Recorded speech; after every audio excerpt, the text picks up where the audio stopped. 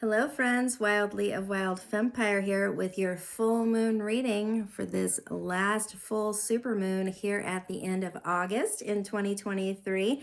So this entire month, if you've been following, we've had this really potent book-ended month where there were two supermoons, one at the beginning and one at the end here. And it's really encapsulated this energetic push to bring something to the surface, to bring our creatrix energy out, and to really begin feeling ourselves moving in this energy of shine and allowing ourselves to be seen in this next up-leveled version of who we are. And so here we are at this last bookend and feeling into this supermoon. So you'll remember supermoon is when the moon is at its closest proximity to the earth. And why would this impact us? Well, we are not that much different from the ocean.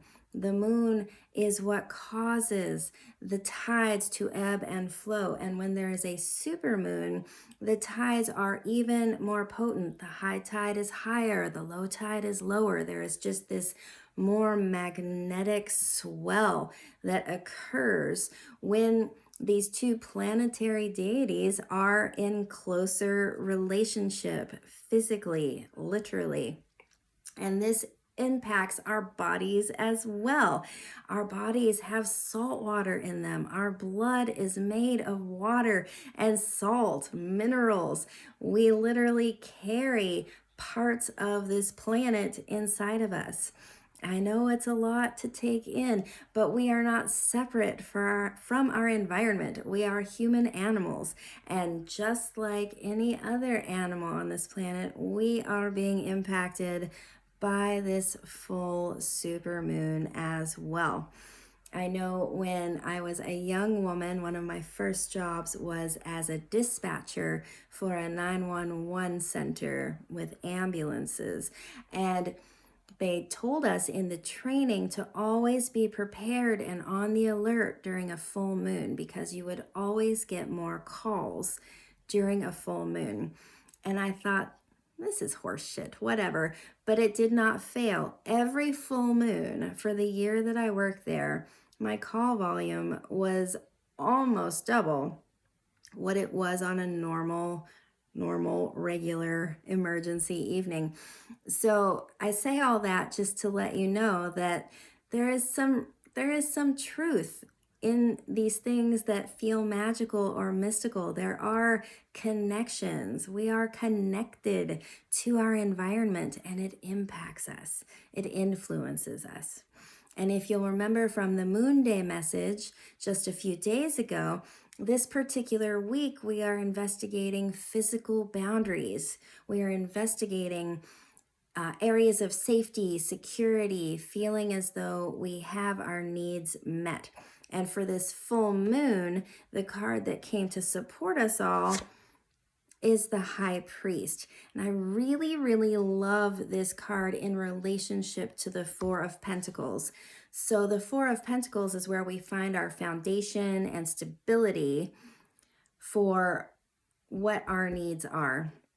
And this High Priest, the archetype of this High Priest is where we learn how to give language to those needs. It's where we step outside of being an internal experience and we begin to share with those people around us, with the organizations that we are involved with. We use the power and influence of our words being the way in which we create, that we moonifest, that we shape not only our environment around us, but we shape our experience of that environment, right?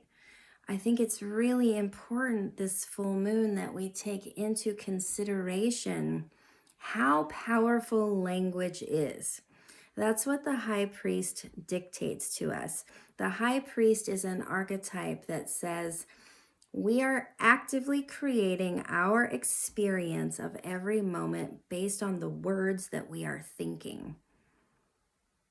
and the quality of the words that we use, the quality of the language that we use to speak to ourselves to, the quality of the language that we use to speak to our body, the quality of the language that we use to speak to one another actively impacts how we're going to receive any experience, whether we're going to see it as an obstacle or an opportunity, whether we are going to experience it in a way that is easy for us to digest or in a way in which we resist and we push away the truth of what is.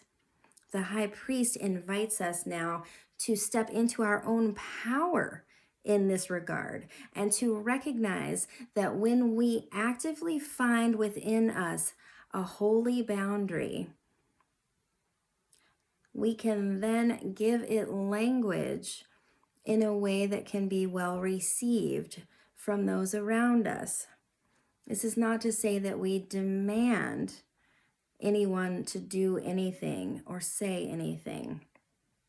I'm really referencing nonviolent communication in this moment. And if you've never studied or heard of that modality, I invite you to investigate it because it's a truly brilliant system of learning how to communicate without making demands on one another, but rather making requests from this positionality of wanting your best interests as well as my own best interests, where we learn to care for one another by listening and communicating and not making expectations, but rather making invitations.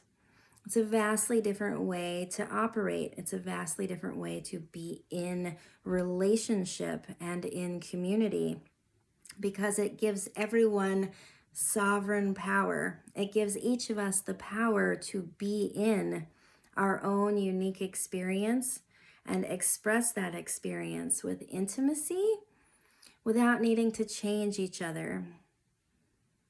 And if we could all be in that way of relating, I think things would be a lot better for most of us if we could begin accepting each other rather than attempting to always change each other.